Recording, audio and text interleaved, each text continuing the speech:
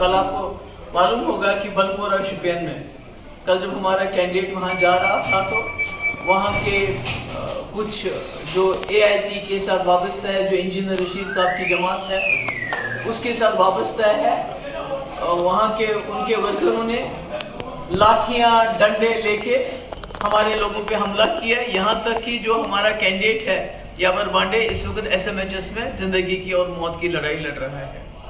उसकी कई रिब्स टूट चुकी हैं, उसकी हालत सीरियस है।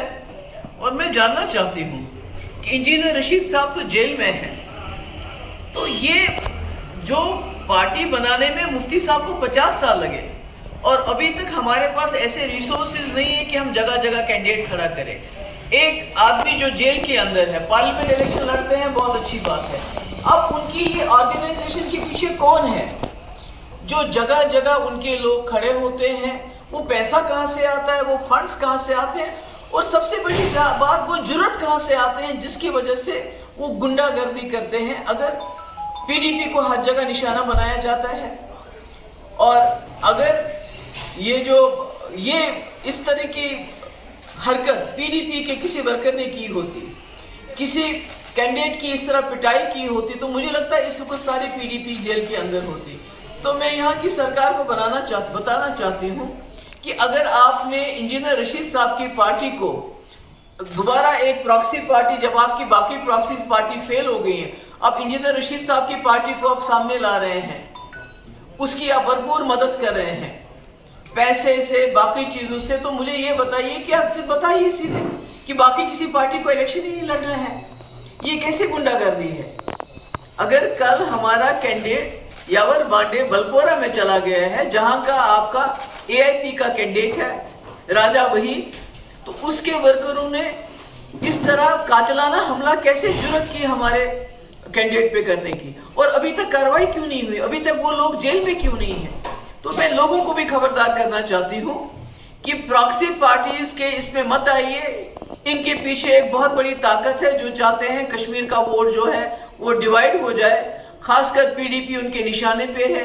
उनको मालूम है पिछले 5 साल में भी PDP वाहिद जमात है जिसने जम्मू कश्मीर के लोगों के लिए खड़ी रही, यहाँ के जो जेल में लोग बंद हैं उनके लिए खड़ी रही।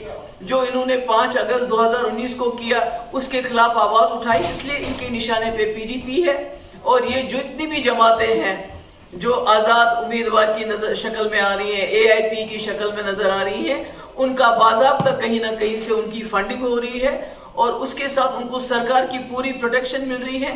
तभी उन्होंने जुर्रत की कि PDP के कैंडिडेट पे इस तरह कातिलाना हमला करें। Ma'am, you want any sort of probe in? वो तो पता है उनको अभी तक जेल में होने चाहिए थे, अभी तक वो जेल में बंद क्यों नहीं है? और ये जो AIP के कैंडिडेट है, इनके पास इतने वसाइल कहाँ से आ गए? इनका लीडर जेल में है, ये हजारों की तादाद में इनके साथ गाड़ियां होती हैं, इतना पैसा कहाँ से आ गया? ये तो लोगों को सोचना चाहिए, ये अचानक कहाँ से आ गया?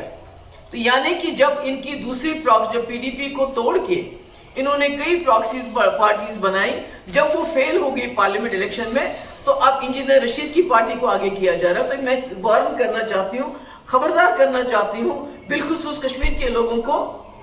आपके यहाँ बिलाशक PDP NC कांग्रेस पार्टी है, इसके अलावा जितने भी आप मैदान में इस वक्त देख रहे हैं, जितने भी लोग घूम रहे हैं, खासकर AIP की जो पार्टी घूम रही है, इसकी बैकिंग पीछे से हो रही है। ये खबरदार रहिए, ये बहुत नुकसान पहुंचाना चाहते हैं जम्मू कश्मीर के कॉज को, खासकर उस कॉज को जिसके लिए PDP पिछले कई सालों से लड़ रही है।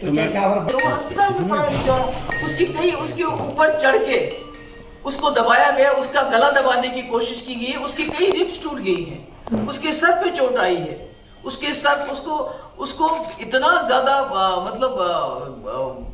मारपीट की है कि उसको SMHS रेफर किया गया। उसकी नाक से मैंने सुना खून भी निकला है। तो अब इससे ज्यादा और कातिलाना हमला क्या हो सकता है? तो क्या वजह हो सकती है? ये सेंस ऑफ इनसिक्योरिटी है उनके लिए कि PDP उनके लिए एक खतरा साबित हो सकती है? बिल्कुल PDP के पीछे पड़े हुए हैं, PDP के कैंडिडेट पे हमला हो रहा है।